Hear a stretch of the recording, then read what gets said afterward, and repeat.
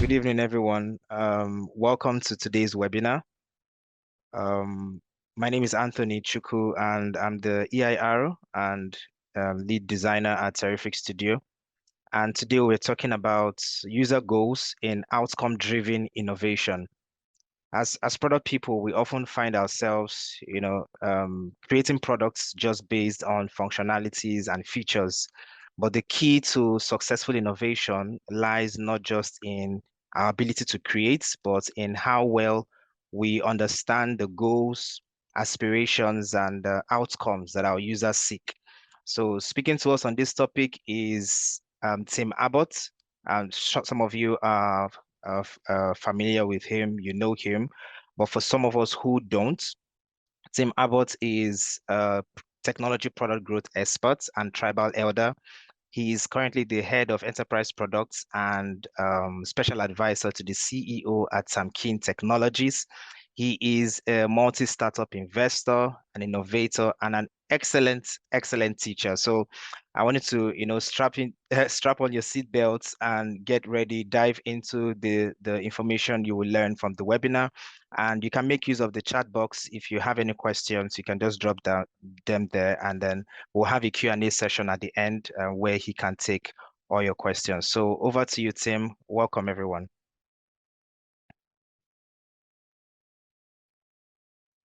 Hello, everyone. Thank you for giving us your time this evening. Um, I want to just I'll just kind of dive in, but we have a little bit of time. So one of the most critical things in product development is understanding user outcomes or goals or so on and so forth. So the purpose of this session is to make sure that you have the opportunity to think of ways to identify those and what the benefit of those are. So we'll just go through a few slides because this is generally part of a larger training that I do. But we'll go through a few slides on how we go about doing this, and then we'll open it up for questions in the end. Okay, so can you see the entire screen, Anthony? Yes. Okay, Yes, we great. can see the two screens here. So Anthony just talked about me, so I won't get into that. But one of the most what I do want you to understand is that um, user goals and understanding how to understand that is one of the most critical elements of product innovation. So what we are talking about is something called ODI, or outcome driven innovation. Okay, so outcome driven innovation is a strategy and innovation process that centers on identifying and understanding the outcomes users desire. So, or customers desire when they're using a product or service. So the focus is on, so think of a product or service as something that is being hired by someone. Okay, so generally they call this hiring that's happening the actual job that the customer is hiring a particular product or service to do. So they are doing that to achieve a specific outcome. So for example, you hire a specific product or service to achieve a particular outcome. So you might hire, for example, I have a glass of water, this glass of water, and to quench your thirst. That's the outcome you're trying to achieve, to quench your thirst.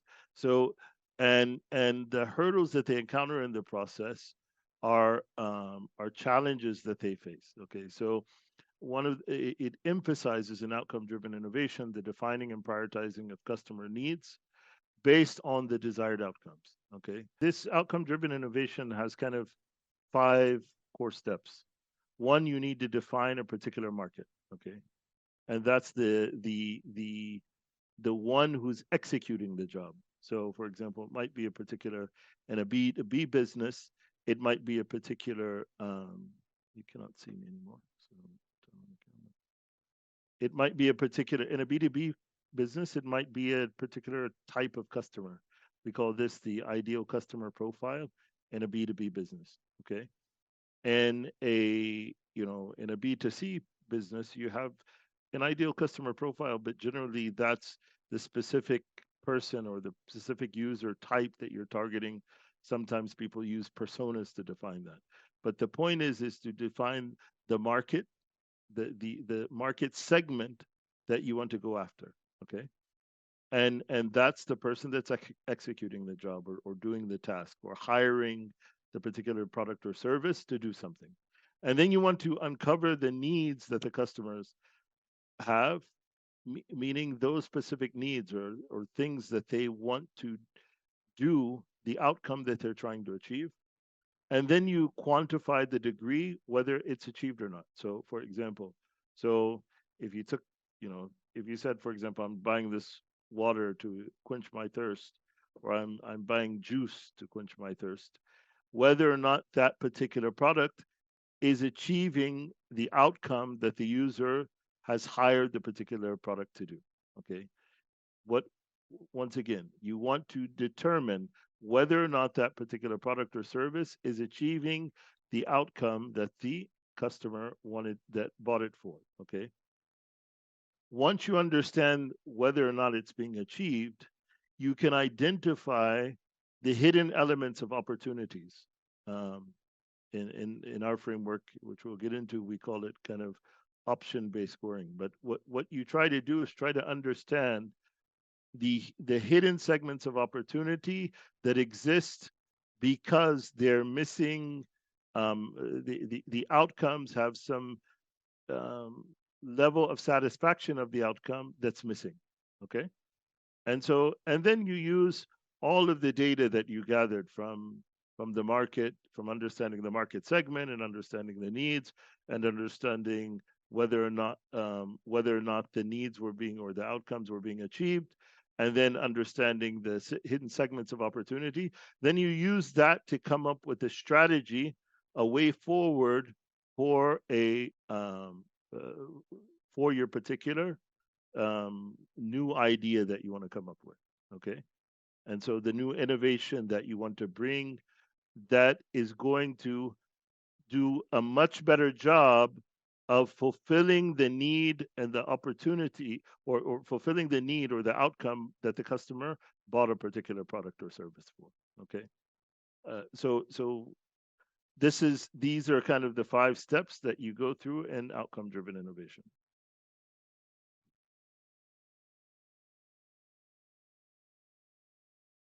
So what are some other names for outcome driven innovation? You know, you could, it's generally an innovation process. So you could call it product discovery. There's frameworks for that. In Terrific Studio, they use a framework called the Growth Playbook. You can use the Jobs to be Done framework. You can use many different product discovery frameworks or practices.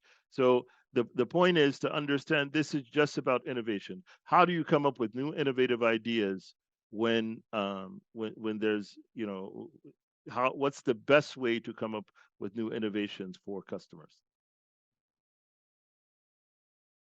So, for example, so when like we said, and the job to be done, we want to, so we're looking at a particular market.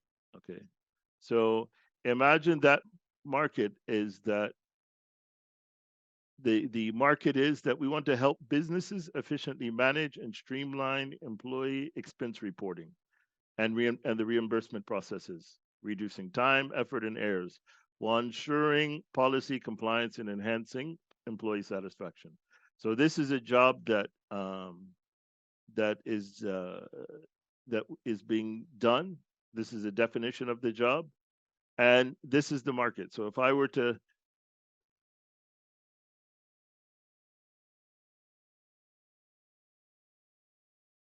if I were to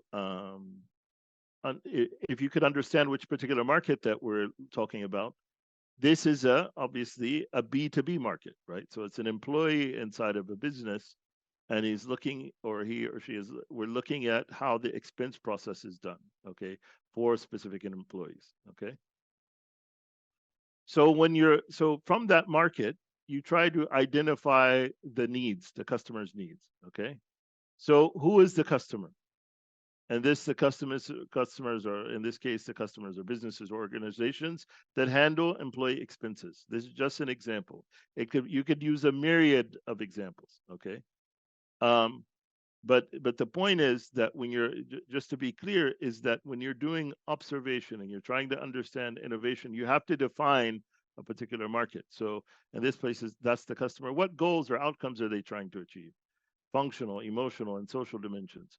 So functionally, these companies are looking to streamline and simplify the process of managing, approving, and reimbursing employee expenses. So so in this case, they're trying to streamline that process. Okay. Emotionally, so that's the functional. So that's a functional element of it. Emotionally, they want to reduce the frustration, errors, and time consumption associated with traditional expense management methods. So anyone who's used an ERP or tried to manage expenses knows this can be a very cumbersome process. You get things returned back to you when you upload an expense, it's not filled out properly, the expense report is painful. So this is a painful aspect from employees trying to manage expenses. Okay.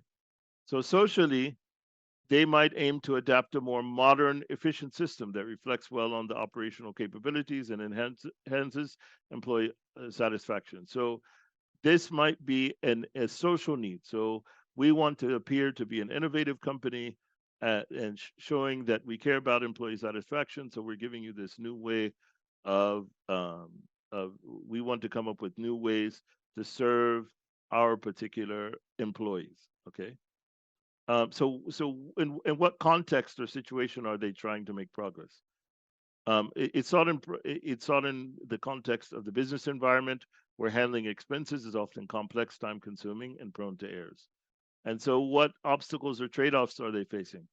They might be dealing with issues like delayed reimbursement. So this is one of the critical areas, delayed reimbursement. So if you many times employees have to pay for something and then they have to wait a week, 2 weeks, 3 weeks to get their money back after they paid for it. So this is a pain to employees. Cumbersome receipt tracking, you have to keep all the receipts that you have, which is very painful.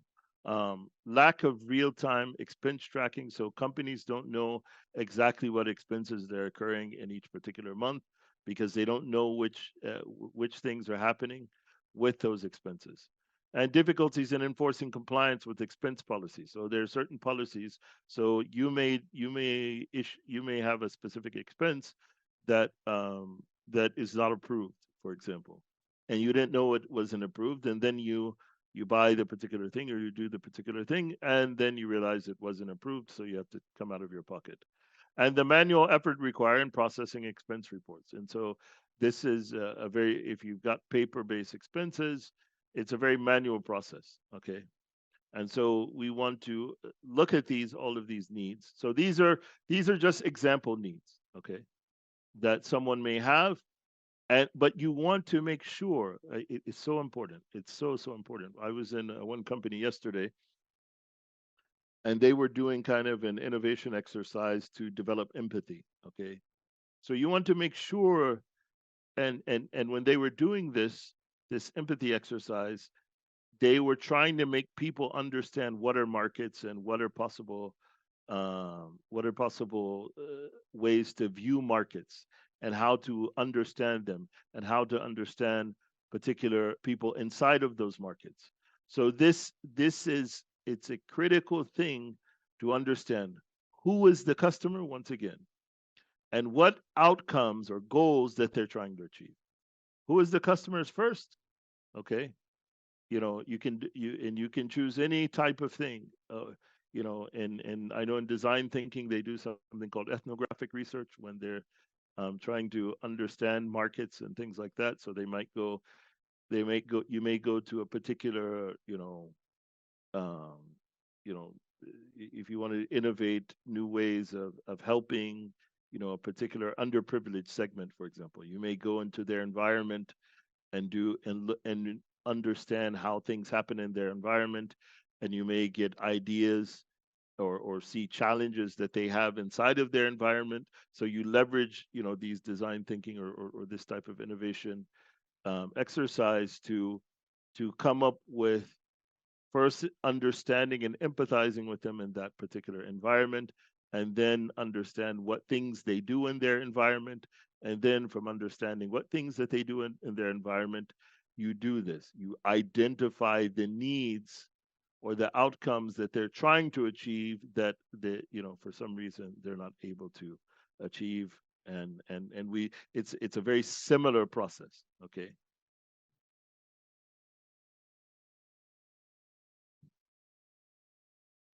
So so why do we learn a user's needs? Okay. So we need to know why users in a specific market do what they do, or have a greater understanding of their decision making. Okay. So these are some common ways you can identify outcomes. You can do, like I said, affinity diagramming and ethnographic research.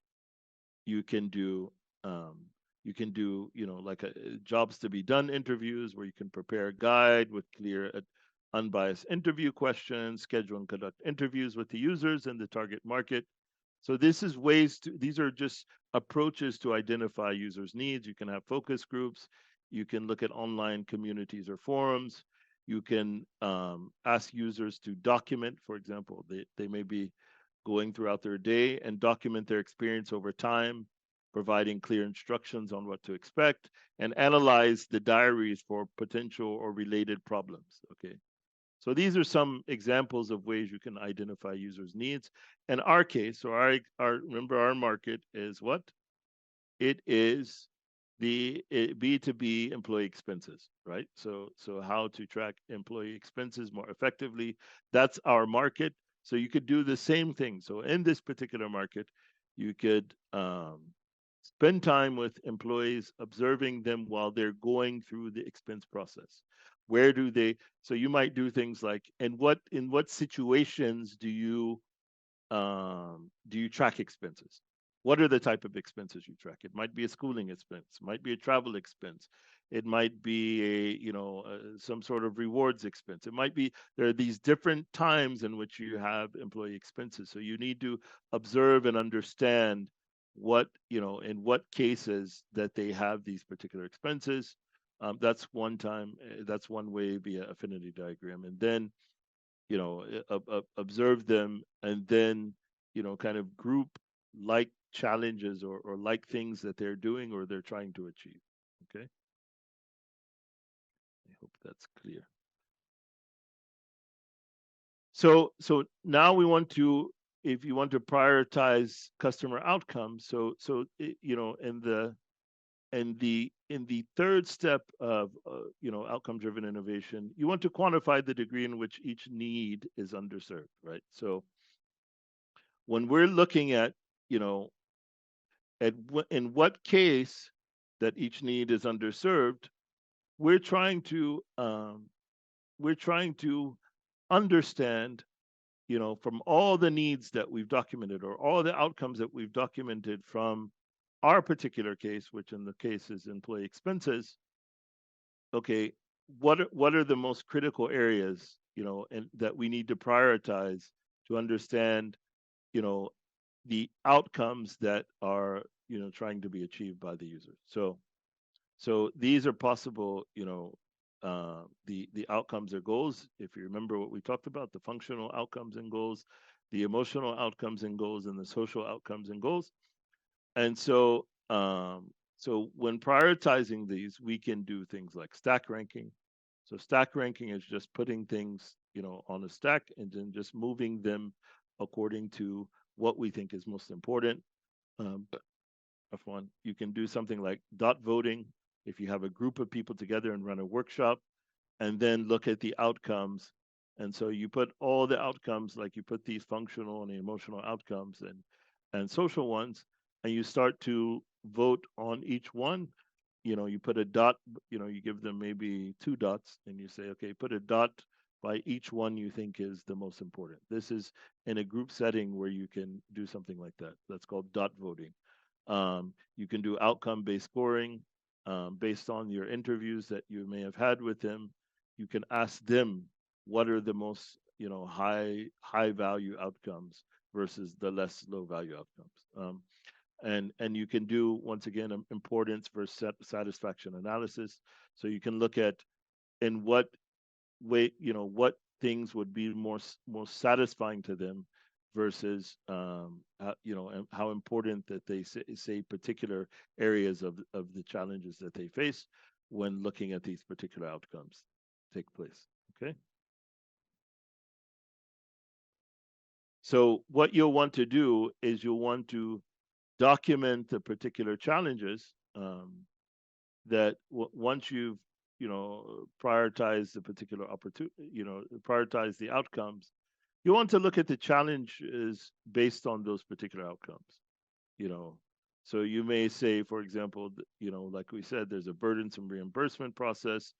Only certain employees have bank cards. Payments are delayed to back to employees. Like we said, the delayed reimbursement process. Expenses are known after the fact, and reconciliation is very manual. Okay, so these are just some example of challenges that the the the current situation is, people are facing in the current situation. And then we try to imagine opportunities. Okay, so we try to imagine particular opportunities that we may have. What are possible options that we may have looking at these particular challenges? You may have, you may be able to completely eliminate the reimbursement process. What if we could eliminate the reimbursement process? That may be a major opportunity to create an innovation, and by eliminating this process. Okay, we may be able to completely eliminate dispersing bank card issued corporate cards, because that is challenging in and of itself as well. Distributing bank issued corporate cards is very challenging. We may be able to reduce friction in distributing payments. So, distributing payments to employees, we may be able to reduce that friction, and we may be able to make expense tracking more real time. So, to know what expenses are happening when, we may be able to understand that in a more real time setting. Um, we may be able to apply spending limits to employees. That may be an opportunity. We may be able to make reconciliation much easier. Okay, we may be able to make this reconciliation process much easier, and we may be able to issue virtual cards to employees. Okay, so how just if you could put in the chat, how many of you guys are using, for example, a some sort of wallet, virtual wallet that you have? In Saudi, we have SDC Pay, and we have different things. How many? I know some people are from outside. How many people are using these type of solutions? If you could put your responses in the chat. Is everybody using it where they live, whichever country that they're living in?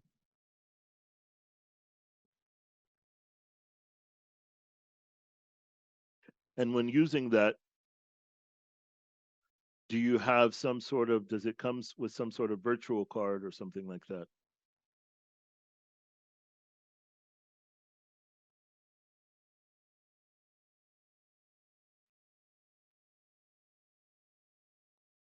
So many of these solutions, they come with some sort of virtual card that is that are used in these applications. Okay.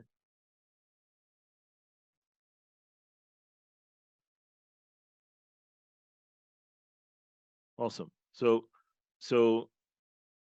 if you're using these solutions, so um, because there's been a lot of innovation in something called open banking, that's what makes many of these solutions possible. So now looking at these opportunities that we imagined, sorry, looking at these, so we need to imagine them or ideate them or come up with them. We can brainstorm to come up with them. We can, you know, interview people for ideas. We can do many different things to come up with, different opportunities that we're imagining. Okay, and then we can test those particular opportunities or options that we have. So we can prototype them and run tests. We can run design sprints to test them. We can do something called fake door testing. So fake door testing is a process in which you look at you create a like a website, and you might run ads for that website, or you come up with you know a fake sign up based on the benefits that you're going to provide from this. So imagine you create a website, um, or coming soon page. You'll be able to do 1 2 3 4 5. You put all of the benefits in that coming soon page or that coming soon website, and you ask people to sign up to be part of the early customers, and you may even offer for that particular set of customers.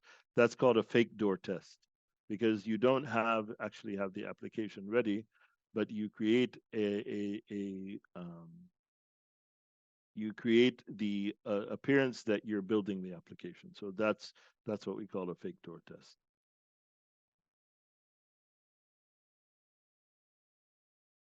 So then once you've identified and looked at those opportunities, you want to find a way to choose the winning options as well. Okay. So you can also do, once again, to choose those winning options based on the various feedback you got from your opportunity testing. You need to now see which is the most winning way strategy or way forward. Okay.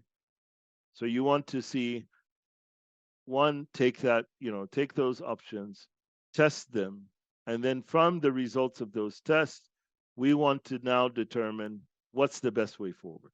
Okay. And so so to choose, for example, in our case, you can imagine, based on our testing that we saw, if we ran a fake door test, or we did interviews, or we did prototypes, or we did something to show the new application, user testing, some sort of testing that we've done, we come back from that and we come up with winning options, or what we want to build. Okay.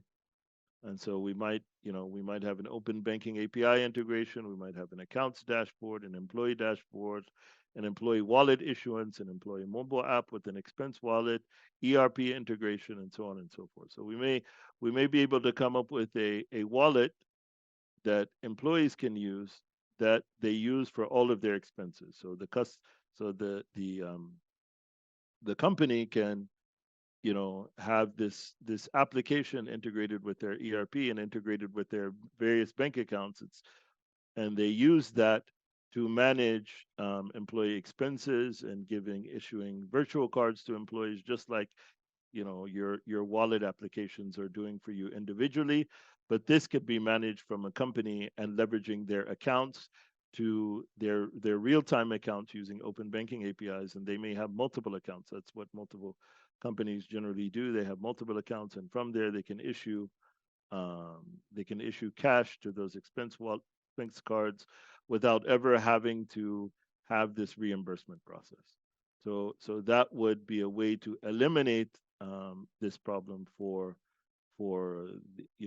these type of this type of scenario.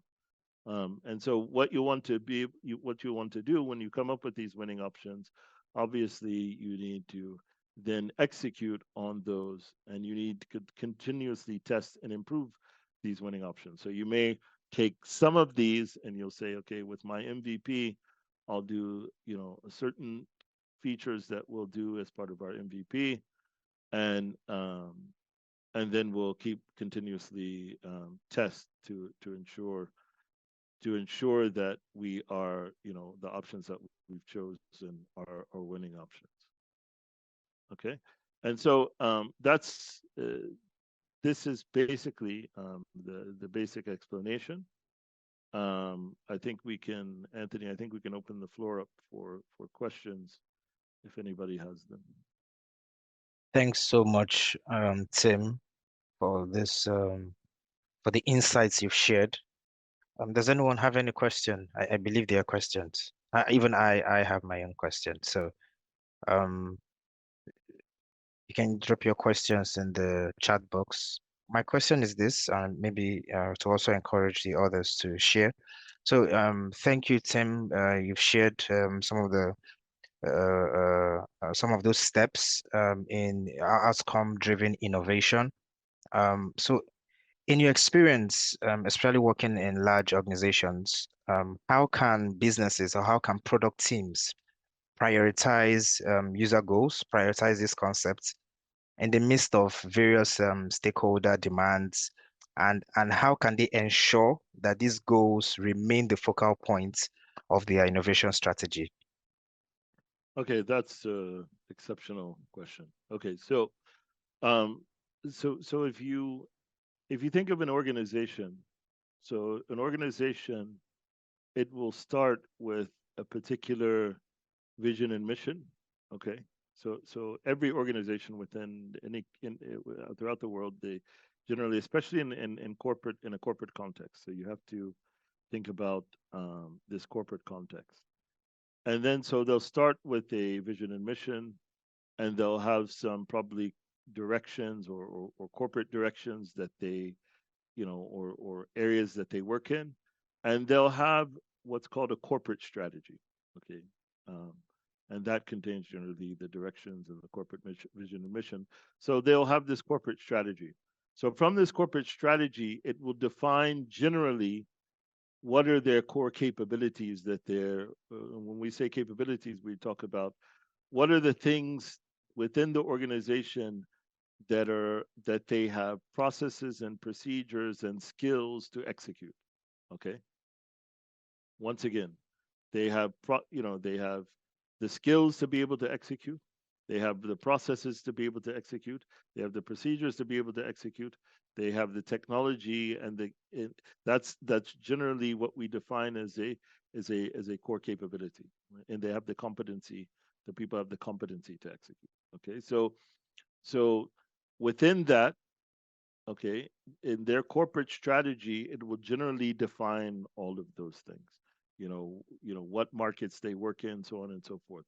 So from a corporate perspective, you generally won't do something. For example, you won't see, you know, um, a technology company, a general technology company making, um, car parts, for example, Mm, because they don't have all of the capabilities to be able to execute on um, that particular innovation, because it would take too much to be able to execute on an innovation like that. So generally, there are some guardrails within your strategy to define, the markets that you work in. Generally, mm, we call this, where do we play? Where's our area, or our area of our market that we play in? So we don't go into areas that we don't play in, that we don't do, basically. We have areas that we do and things that we don't do. So with that in mind, you try to, since you've defined your market areas, then you can define from those market areas, um, the various types of customer segments, within those particular market areas, and the things that they do, those customers do. So those things that customers do, and when they do them, what are the things that are missing?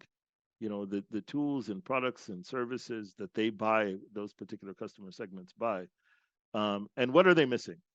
Okay, mm, so for example, I'll give some more common examples, so we can make this kind of sink in our minds. So Microsoft didn't have the application Teams. Okay, Microsoft didn't have Teams. So, but they work in the area of collaboration. Microsoft, they work in the area of collaboration. I'm sure all of you have been working before Office 365 was came to, or was imagined. Okay, so Microsoft, they had Microsoft Office, and they had Microsoft SharePoint. This is another part of their collaboration suite that came before Office 365. Okay, I'm just trying to, but they didn't have a solution for voice and all of this, and then they bought a company called Skype. Does anybody remember Skype? So if Yeah. you remember Skype, so they bought Skype to come into the sphere of chat, corporate chat and communications, voice over IP communications. So they bought Skype some years ago, probably in I don't know, maybe around 2012 or something like that, and they created a collaboration element with Skype. Okay, so there was Skype for Business. That's what it was called. And they had I forget I think it was called Microsoft Link. But anyway, they had a collaboration suite around chatting. Okay, but the quality of this was poor. Okay, so but when you're in a corporate setting, you can't work with poor quality. So by identifying the need, they identified the need that they needed some sort of chat solution for corporates and some sort of voice over IP solution for corporates. But because it was not done well and it was not working well, they acquired a new company, and that company became Microsoft Teams. Okay, so Mm. this is where a corporate comes in, and they look at challenges that the market has, and they look at ways around those challenges, and from that they come up with a new solution that their segment, remember, we're talking about corporate, they have corporate customers, so that's their customer segment. So that particular customer segment has this need, and we can help fulfill that need. Okay, and so you'll find this with a lot of big companies. When they acquire companies, they acquire companies because of this, because they're missing a need that their particular customers have, and it will take too long to build it, so they acquire a particular company to fulfill a need or an outcome that the customer wants. So so so from so from that perspective, I hope that answered your question. What roles do buying culture and Awesome. customer Thanks, Tim. what roles so what roles do buying culture and customer anthropology? Oh, excellent. Okay, so this goes back to what we called ethnographic research. So the question is on the chat: what roles do buying culture and customer anthropology play in identifying customer needs?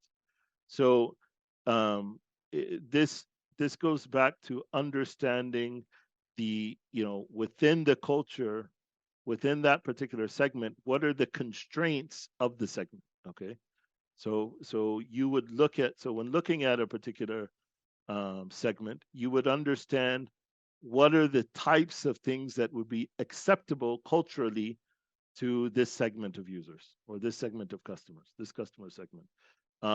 What are their general things that they do? You remember when we talked about earlier, and needs identification or outcome identification, it's by one of the ways is by observation, understanding, and then looking at particular constraints that this would be a particular constraint, which would be what are their buying habits, and buying habits would encompass culture. What are the things that would be unacceptable? So for example, and so some people have religious objection to certain things, so they won't buy a particular thing because of culturally, it's not acceptable religiously. So that would so in identifying their particular needs, you would understand what are the constraints, so that when you're looking at opportunities or gaps, you don't propose things that go against the particular culture that you're trying to innovate into. I hope that answers your questions. Is there any scenario that you can point out to align with what you've shared concerning the buying culture Yeah, and yeah, yeah. I mean, Saudi's changing a lot now, so it's different than when I first came. But when I first came, the advertisements had women's faces blurred out. Okay, Yeah. um, because they didn't like to show women in advertisements. So even when you had an international advertisement that may have had a woman on it, they would blur out the face. So this goes into where you're looking at, when you're trying to bring something to market, you may be trying to bring an international product to market, and they have not yet, um, they haven't localized the advertising for that particular item. um, then you would have to, they did something like that. So this is a case where the culture um, played a strong role in looking at kind of product marketing and product go to market. Another thing that shocked me the first time I don't think it was the first time I was flying in Africa, but I was flying Kenya Airways one time, from, I think, when I went to Kenya one time. I was flying Kenya Airways anyway, between cities, I think, the first time I went. Um, and one of the things I immediately noticed that the people that explain, they have these explainer like cartoons, about your mask and you need to wear the mask and so on and so forth. Um, I had never seen black people on the explainer cartoon, so it was just it. I mean, yes, it makes sense, right? But I had never seen it. So the first time I saw it, I was a bit shocked. I said, "Oh, it's black people that doing the because the culture, the location of where I was." So it just was. So that's another. You have a lot of localization and things like that. So that's where the culture would play into, how you think about bringing something to market, and that's very clear in from a marketing perspective. Awesome. Awesome. Any So other questions? so you mentioned, I mean, this question came in even before the webinar, and I'm glad you mentioned ethnographic research. So when you're talking about smaller teams, especially like smaller organizations, startups, um, in this era, especially since COVID, when you have many product teams that are remote, so they have a lot of remote workers working in the company. I mean, for some companies like ours, we have people who are on ground in Saudi Arabia and UAE, who can do like on ground research. But what about remote teams that there is no one on ground in that particular area? How can they carry out some of this research or carry out these techniques, some of these things that you shared, like ethnographic research, focus groups? So most of it's funny you mentioned that, because most remote companies that are run really well,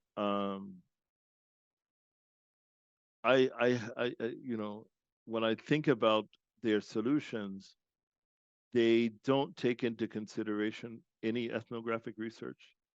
Um, and what I mean by that, they're generally kind of technical solutions, so they're segment based and not ethnographic based. Do you understand what I mean? So, Mm, so, so one of my favorites, and if you guys see, I've showed this to many people, but there's GitLab. So they're one of the most incredible remote companies. My SQL was all remote for a long, long time. I don't know if they still are, but they became massive as a completely remote company.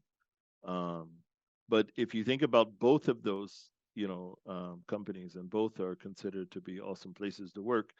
Um, Both of those companies they've understood, technical challenge that a particular segment has. That's a technical segment, and they've understood those needs well from a segmentation analysis, from understanding the segment and understanding what that segment needs. That goes across ethnicity, ethnicities or cultures, or they're without, they're cultureless, I guess. mm, um, like Microsoft Windows, it would be considered cultureless. It's a particular need that doesn't have a cultural application. So when you have kind of technical solutions, you have many of them have, are without much, you know much ethnographic research. So with that in mind, if you're building things that require a strong understanding of the culture, I don't know how you would do it without either having someone on the ground who can bring you those who can bring you those users and help you with that education, or you know, yeah, I don't know how you would do that otherwise, mm, mm. where you need to contextualize for culture strongly. Yeah. Thanks, Tim. I thought really hard about that question because when you shared it, I was like, yeah, this is a really important technique, but I hardly hear product companies do it. Is Do we have any other question from anyone in the house, or would you like to open your mic and ask the question if you feel typing may not fully convey your line of thought? Okay. I have a question from Nader.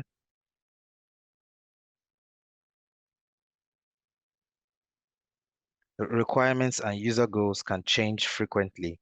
How does the outcome-driven innovation help us adapt to changing user goals throughout the development process? Okay, so user goals would not be a requirement. Okay, so I want to separate these two things. A user goal is the actual outcome that you want, that the user or the customer wants to achieve by anything they buy. So this mic I have here, what am I trying to achieve? Communicating, um, communicating through my PC, right? So I'm trying to achieve that through this particular device. Okay, I bought this just to achieve that. That is a user goal or a user outcome. It is not a requirement. It is a user goal. Okay. Um, so when you're looking at that, it's not part of the development process. It's part of the innovation process. So what is the innovation process? So you may say, well, immediately what comes to mind for me is that this is really clunky and cumbersome, and this thing too, it's heavy. So what is a better way to do this? So I have a certain level of dissatisfaction in the achievement of my goal. Is it achieving it? Yes, Mm, it's achieving it. I'm talking to you guys, right? But there's a certain level of dissatisfaction. So when we're talking about outcome driven innovation, yes, I'm achieving the outcome, but with a certain level of dissatisfaction. So, what could you make, or what type of things could you build, or what type of things could you figure out to give me the same outcomes? So, great sound, no noise, while making this less cumbersome. Okay. mm, So so that's what we mean by user goals. Okay. So when we say goals, that's in this segment. So what's my segment? Somebody who talks online a lot.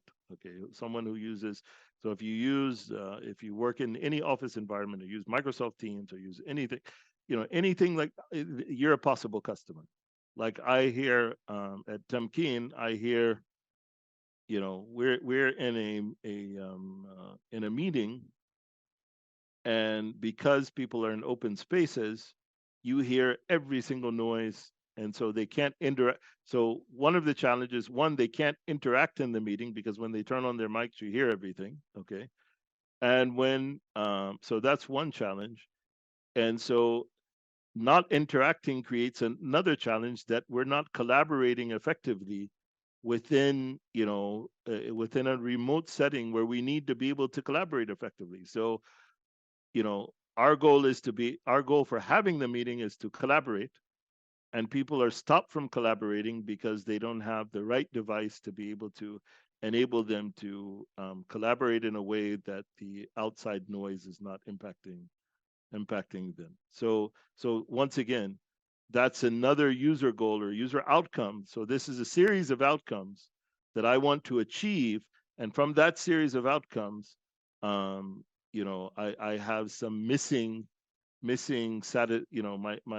my satisfaction with the achievement of those outcomes are not happening. So that those outcomes that I want to achieve will not change for a particular product or service. Is that clear? I hope that's so clear now, that those outcomes or goals will not cheat. It will not change.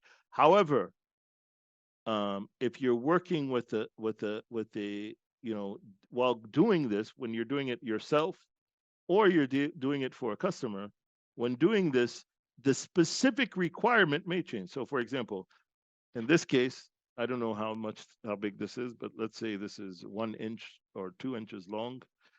The actual size, this is a specification, so a physical requirement, right? So the size and the dimensions and the size of this and this or whatever, that may change throughout the process as you're trying to come up with the best innovative idea, but the outcome didn't change. So when you're trying to satisfy my dissatisfaction with and the areas of outcomes, you may come up with many different variations of this, because what you're trying to achieve is the goal that you're trying to make sure that I achieve the goal with the highest level of satisfaction that I can, right? That's what you're so changing the requirement is generally critical, because you need to test whether this size is better versus that size is better versus another dimension is better versus another even completely different contraption is better. So the requirement will definitely change as you're trying to achieve the ultimate level of satisfaction of the customer. Is that clear? Awesome, awesome. I think someone else has a question. We'll take just Eric, if what can take maybe just one more after Eric. So if you have a question, please you can drop it or raise your hand as well. Eric, you can unmute your mic and share your question. Okay. Thank you, guys, and thank you for the opportunity. I just have two fold questions. Number one, I'm not sure if they are directly related to what you thought, because they look like from a broader perspective. But number one is, how do you pivot from identifying, let's say you identify the wrong problem and you have built a system halfway or a product halfway, and you realize like, okay, this is not this is not how the clients or the market wants it. How do you pivot from that? Number two, you have built a system or a product or whatever product it is. How do you get how do you deal with competition to ensure that like your name is known all over, so that you can actually be able to beat the competition? Because right now, for example, for like most of the products that you come up, there's already an existing competition. Yes, you might have a good product, but what about these people are well established? They have a good income in terms of the resources, maybe, uh, and you might not have that as a startup. How do you beat them to market and all that? Yes. Okay, so let's separate these two. These are two different questions. So the first question, just so I can summarize, is that you built the wrong thing. How do you fix it? Right. So that's the first question, and the second question is, how you're a startup. How do you beat the incumbents and the competition, because you're already in an existing market? Okay, so the first question is a great question, and it is the graveyard of startups. Okay, so and that is building something that no one wants. Okay, um, and that's very common, that people build things because they have either they have the money or the idea or the capability or so on and so forth to build things. So one of the most critical things is goes back to what we've been talking about, understanding really what is the user's intent behind what they're doing in a particular market.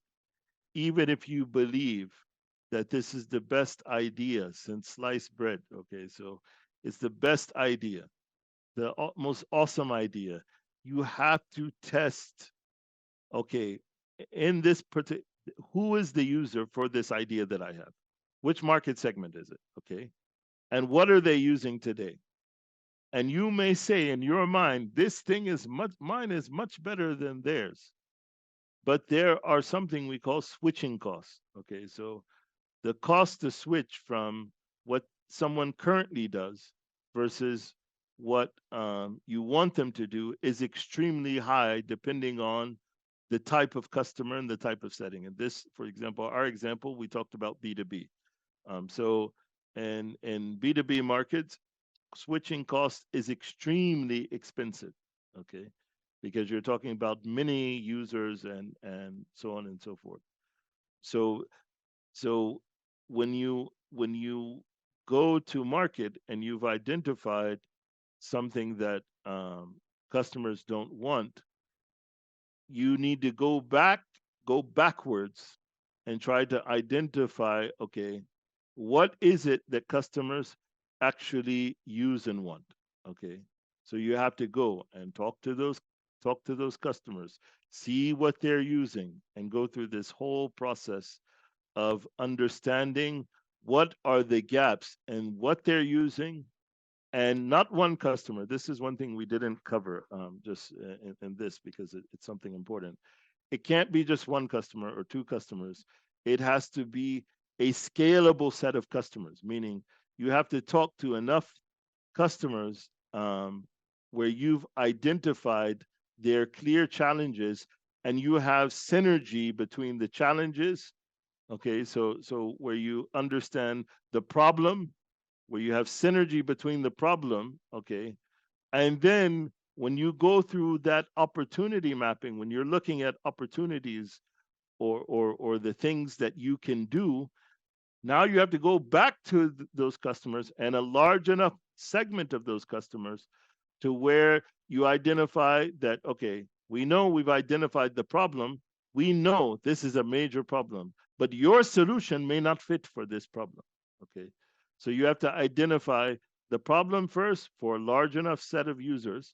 And then you have to see, okay, the solutions or the opportunities that you're proposing, either through, like I said, the fake door testing or prototyping, or, where you understand the solution you're proposing is exactly what the customers want. So you have problem fit. Okay, so you have a problem that you have. Now your solution has to fit for that problem, and it has to fit for enough customers to make it, and it has to be a much better. It must fix my problems in a much better way, so that you can avoid the switching costs. So, like I said, if you have something that you've already built, you have to go back through that process and make sure that the problem that you identified is for enough customers, and that the solution that you have identified is the right solution that those customers want. Okay. Now, the other question about, what was the question? I forgot it already. How to beat the existing competitors? Yeah. So you're in an incumbent market. So you're in a So we generally have two types of markets. Okay, we have something called a red ocean market, where it's a very competitive market, and you have a blue ocean market. Okay, where the market is less competitive. Okay, so you're not talking about a blue ocean, but a blue ocean is a new innovation. So, for example, a blue ocean market, ChatGPT, that's a blue ocean market, okay, where you have a challenge.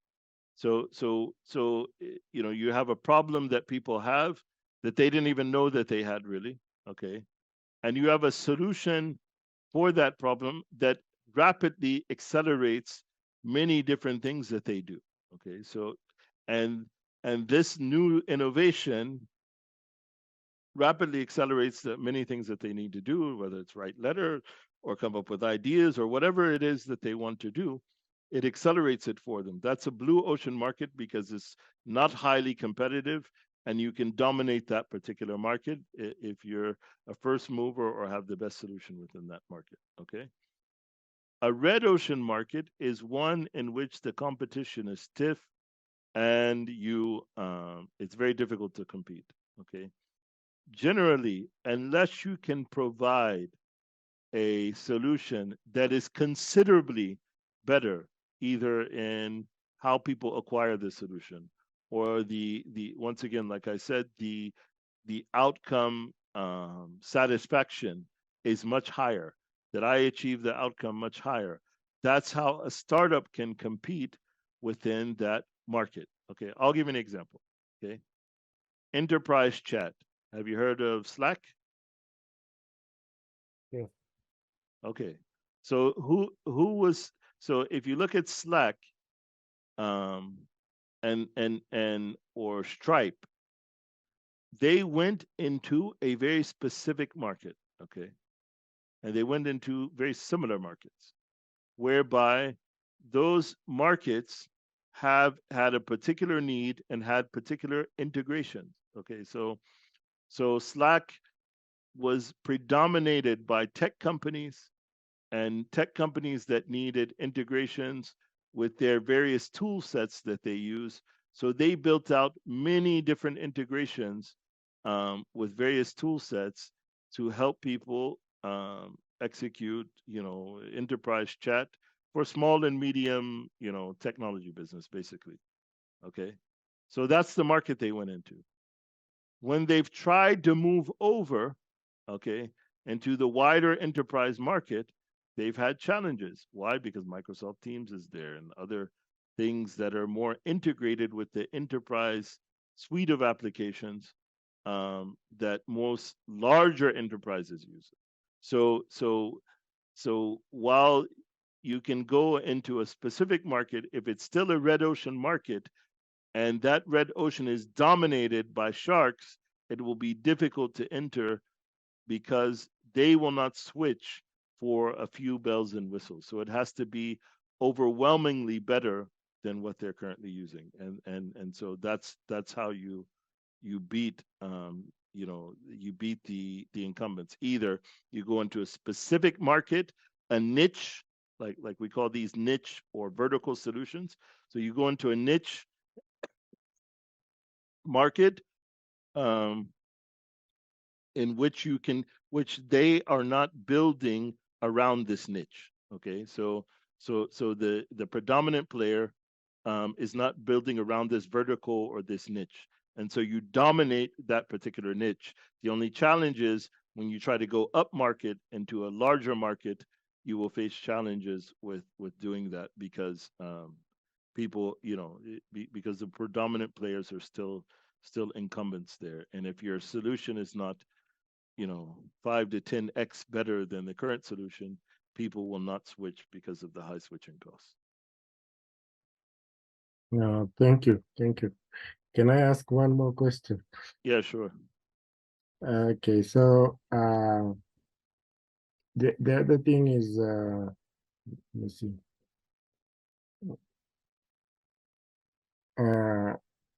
Maybe someone else can go first as I compose my question. Thank you. I don't think we have any other questions. I think our time is fast spent. Tim, Muhammad do you has a want to still question. take? Do you still Yeah, want to it's take? fine. It's fine. Go ahead. Oh, okay. All right, Iraqi. Hello. So I have one or two questions. The first one, how do you know that you're getting the right feedback from customers? Because sometimes you're not, by taking feedback, you're not going to the right direction. Uh, the second one, how do you know that you're entering a blue ocean that will benefit your company? For example, ChatGPT, when they entered, uh, millions of people used it. But when Uber or Amazon entered the new market, it wasn't um, the same results. Thank you. What do you mean when Amazon or Uber entered a new market, it wasn't the same They had results? to teach their customers about their product first. Oh, I think okay, it was okay, it had okay. a slower entry. Yeah. Okay, slower market entry. Okay, so because of the type of just because the nature of the solution. So if the solution requires, so if I ask you, a marketplace solution requires suppliers, or those people offering the service, and then the buyer that's going to buy the service. So um, it's a bit, you have a challenge with ensuring, one, people understand the service. So in the case of Uber, it was a very different service, and they were actually very smart in how they entered the market, because they went with luxury cars first, because the luxury car market had people that understood how to deliver high levels of service quality. So by entering the luxury car market first, the levels of service quality were able to be maintained without training, the drivers, like you would in a low level kind of Uber market, right? If they entered with just regular cars first, they would have to spend more time training the drivers to customers' expectation. Okay, so that's just an operational task, and same thing with Amazon. Getting people to upload their products to, it's like opening a grocery store. You have to first order all of the products and bring them inside the grocery store in order to just start selling. So, in getting people, vendors or suppliers to upload all of those products and put them in a way that they're high quality pictures and all of that is just a painful process, because they're uploading those products and they don't know whether or not they're going to sell them. So that creates also another operational overhead on the seller. So he has to have someone who can take product pictures and all of those different things that are required. So it's just more difficult operationally. Whereas ChatGPT, the benefit is also, and both of those are just normal solutions. There's no innovation there when they come to any particular market. There's nothing special about them innovatively, other than they give you a place to, buy things online, or request a car online, or request a car through your mobile. Whereas ChatGPT, it could completely change your workflow. So, because, like I said, the innovation, if it's 5x or 10x better, if I go and tell ChatGPT, like I remember I told ChatGPT to write a letter to the embassy for something, I forgot what it was. But I mean, I would have spent, 20 minutes to write it. It's been seconds, and I just edited a little bit and I was done. So I'm saying the order of magnitude of improvement in saving time is just not comparable. So it was much more innovative and much more useful to a wider segment of users that desperately needed it. Yeah, thank you. Yeah, before I lose my chance, let me go. Uh, the last question I had was very specific to software products, and that is there's a fine line between choosing when to build a multi-tenant system versus a single-tenant system for users. Like, for example, maybe you've identified a certain idea in a and every customer you go to, like let's say they want something that is customized to them, but you know that this is a general problem. How do you handle? Because on your view, maybe you see that the best solution would be something multi-tenant that would serve every customer, and also it would reduce some operational cost on your side. So how do you decide, like, okay, even though, or how do you handle such a situation? Okay, this is a great question.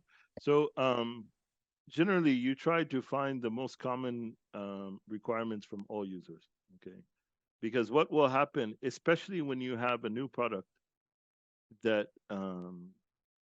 that method, for example, you're the first or second customer, because your first customers will take control of your product roadmap. And by letting them take control of your product roadmap, you will do what they want, which will be something different from what other customers want. So what you'll try to do is limit the number, limit your initial feature set to a very specific set of features that are across, you know, that are common across all of the customers. And one of the things to do is just to understand, once again, when they're asking for those customizations, what is the criticality of those, or those different requirements? What is the criticality, and what is common, what is related between them, and why? So for example, you could be building a hospital management system, for example, a clinic. So if you go to a clinic versus going to a you may be going around, going to many, you say, I have this, hospital management solution, and you're going to a clinic that has, 100 customers a day, and you're going to a clinic that has 1,000. You may be going to a clinic that has 100 doctors and a clinic that has 10. So these are it. If you're not understanding, these may to you be the same segment. No, they're all clinics, but one is a, is a microcosm of the other. Okay, so or is a smaller version of the other. So you need to identify, okay, from these big ones, for example, what do they need? And then you need to start looking at, when you're thinking about your customer segments, you need to start looking at, okay, let me go to other clinics like this one, okay, the size, because the size will matter, okay. And then the same thing is true if you went to the small one. Let me go to other small ones like this one, okay. And then you'll start to see, by understanding their particular needs, some synergies or some similarities between these, okay. And once you identify those similarities, you'll keep going to more to make sure that you have an actual market, and from there you will be able to come up with similarities between the solutions, okay, because the similarities will be there, trust me, because they have the same challenges and the same problems. If you get the segment or the customer segment right, if you get the size, the type, for example, one may be a tuberculosis clinic, okay, methadone. Okay, one may be an AIDS clinic in somewhere. Okay, so, or one may be a dermatology clinic. So you'll need to make sure that when you're looking at markets, you're not just looking at these generic of the market, but you're trying to be as specific as possible, because that will determine the actual customer segment versus what you imagined are the customer segments are. And one of the challenges that the technology people have is that identifying what is a customer segment versus what is not a customer segment, and they think things that seem the same in their minds are actually the same when they really aren't. Thank you very much. Thank you.